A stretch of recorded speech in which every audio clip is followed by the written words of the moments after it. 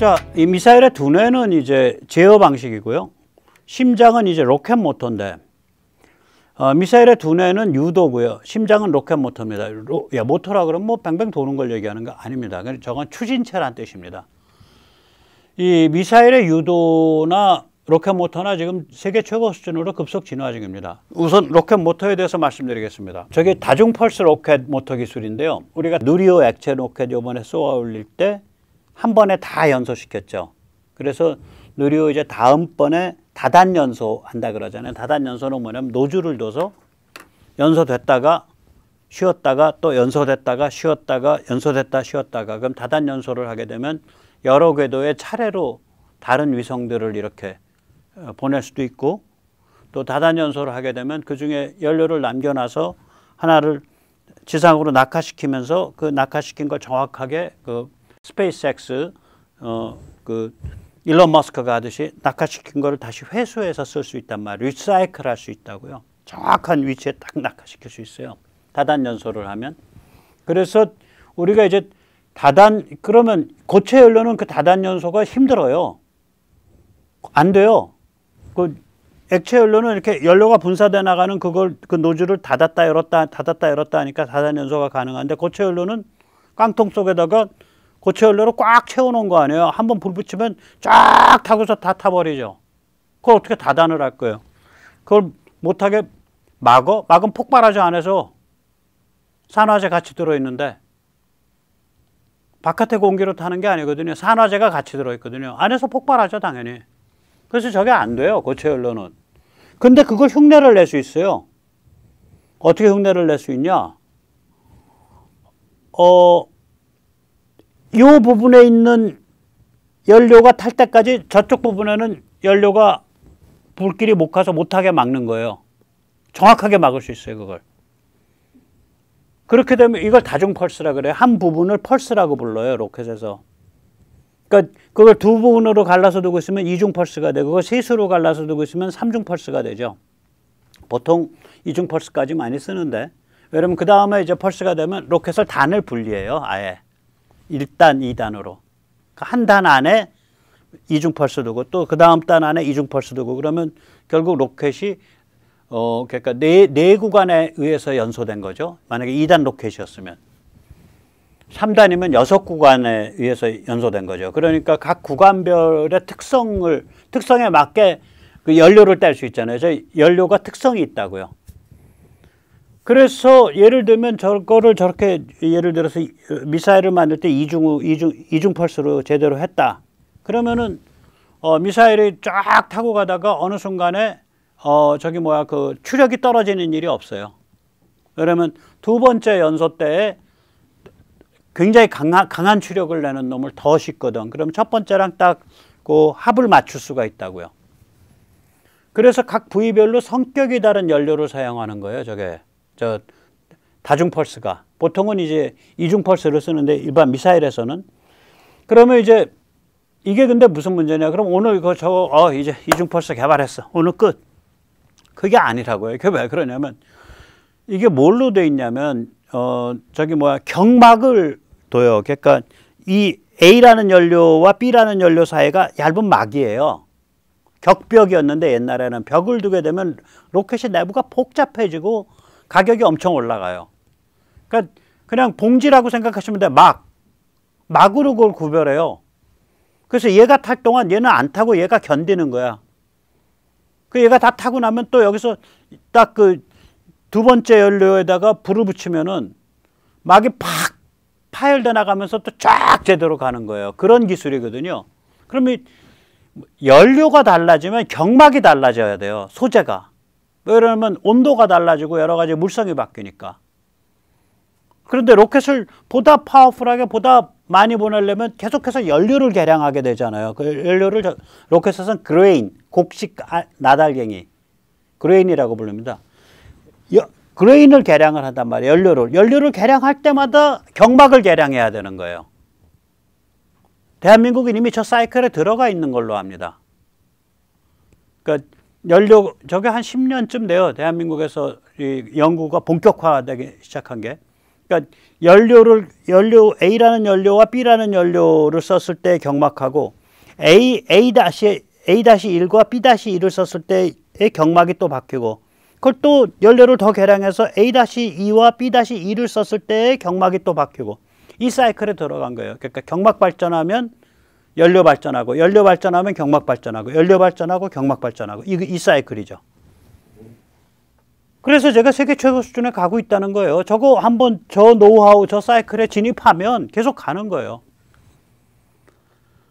그래서 아까도 말씀드렸지만 LSAM 미사일 실험 언제 했냐? 2022년 2월 말입니다. 아까 LSAM에 관한 레이더는 언제 공개됐냐? 2022년 4월입니다.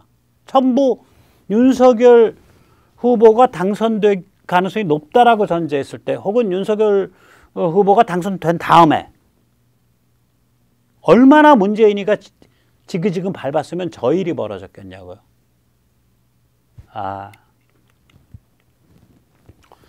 조금 더 설명을 할게요. 이렇게 다중 펄스 로켓인데, 그전엔 격벽 구조를 이걸 썼어요.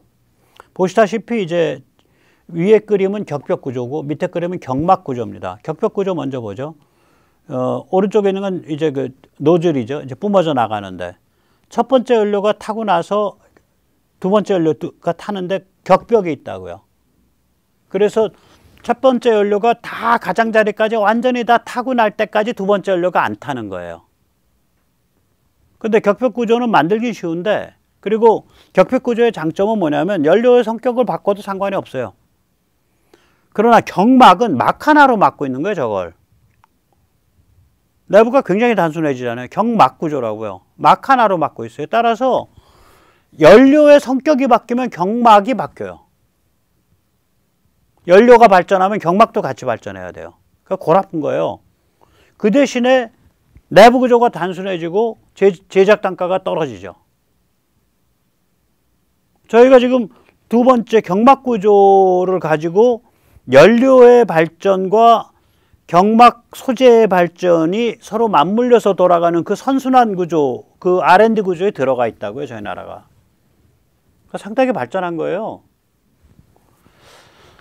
자, 그래서 이제 우리가 KAMD 한국형 그 미사일 그 방어 체제가 어떻게 돼 있나, 뭐 워낙에 여러 가지 미사일 얘기가 나와서 저도 막 헷갈려요. 그래서 저도 표를 하나 만들어 봤습니다. 간단하게 하면 이겁니다. 왼쪽은 이제 높이인데 초고고도라는 용어는 없는데 제가 만들어 본 거예요. 저고도, 저기 이제 low altitude죠. 중저고도, 그러니까 보통 한 40km까지입니다. 그 다음에 고고도는 뭐 한 7, 80km 이상이죠. 중고고도는 이제 그 중간, 그러니까 고고도의 일부도 가고 중고도의 일부도 커버하고 있고. 그래서 저거가 원래 이제 어떻게 디자인이 되어 있냐면 저고도의 LAMD를 개발하는 것으로 되어 있고 지금 개발 중이에요. 문재인이가 저렇게 밟아놨으니 개발이 굉장히 늦어지고 있죠.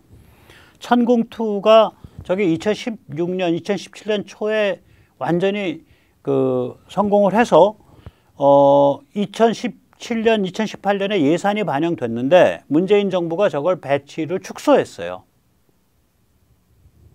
이 자들이 이런 자들이라니까요. 그러니 제발 그 군사평론 하시는 분들 문재인 얘기하거나 문재인이 자기 프로젝트라고 이렇게 띄운 항모 얘기하지 마세요. 죄 짓는 겁니다.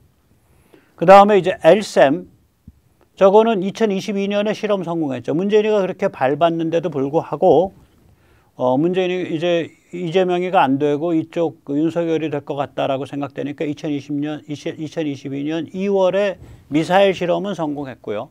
4월에 레이더가 발표됐어요. 그래서 이제 마지막 이제 가다듬어서 2024년까지 2020년대 말에 배치한다는 건데 윤석열 정부가 서두르면 한 2, 3년 빨라질 수 있을 겁니다. 그동안 뭐 이렇게 밖으로 보이지 못하고 안으로 사겨가지고 있을 거라고요, 저게 기술이. LSAM-2 저건 고고도로 올라가는 거 사드랑 같은 급이에요. 검토 중이고요. 사드보다 아마 조금 더 올라가는 것 같은데. 그럼 이제 여기까지가 한국이고요. 미국제는 어떻게 돼 있냐. 그러니까 우리가 중저고도를 한국제 천궁과 미국제 팩3로 우리가 커버를 하고 있는 거예요. 그리고 중고고도 LSAM 영역이 없고요. 고고도의 미국제 사드로 커버하고 있는 거고요.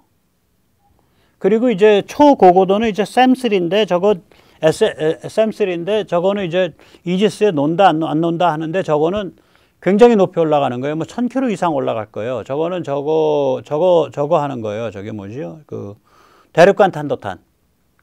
그러니까 중국에서 미국으로 날아가는 대륙간 탄도탄 요격인데 저거는 아마 우리 이지스함에 놓게 되면 미국으로부터 돈을 좀 받아야 될 거예요.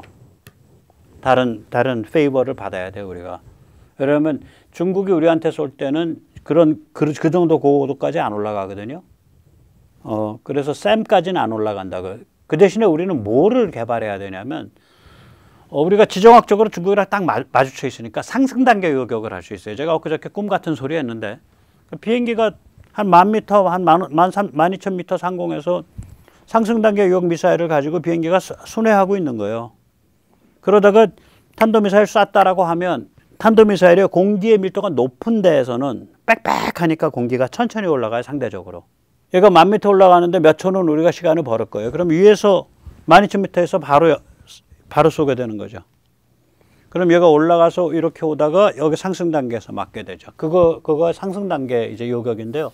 한국이 지정학적으로 위치가 좋아서 중국으로부터 출발하는 그 탄도미사일을 상승 단계에서 때릴 수가 있어요, 여기가. 이제 그런 것까지 가야 되는 거예요. 그럼 뭐 팔짝팔짝 뛰겠죠, 왕이가. 뛰거나 말거나. 그 미사일은 이제, 미사일을 어떻게 방향을 제어합니까? 이제 우리가 그런 재밌는 질문을 해볼 수가 있겠죠. 구멍이 하나인데 노즐이, 이게 축출력, 사이드 스러스트 제트라고 축출력으로 합니다. 한번 직접 보시는 게 좋아요. 이 기술 뭐냐면 이제 그 노즐 옆에, 맨 끝에 이제 노즐 옆에 구멍 뚫어 놓고 이거를, 닫았다 열었다 할 수 있는 기술이 있는 거예요, 우리가.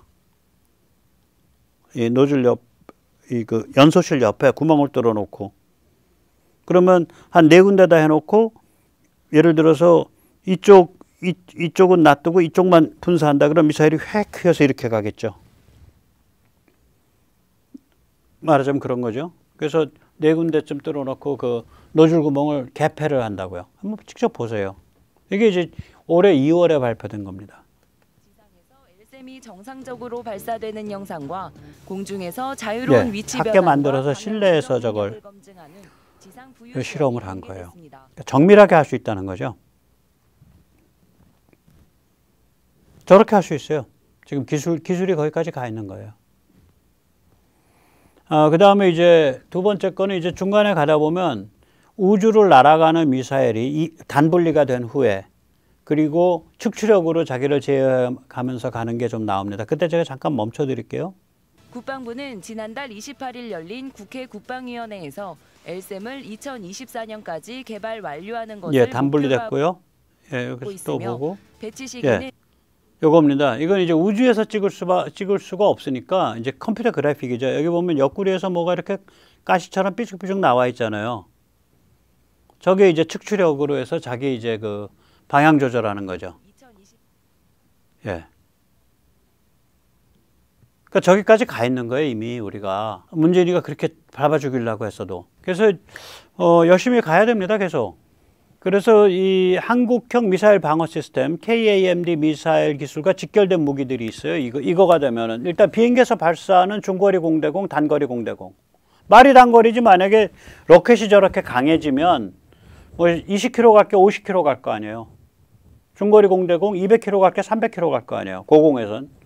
그다음에 이제 공기 밀도가 높은 저공에서는 100km 갈 게 200km 가고. 그다음에 이제 대레이더 미사일.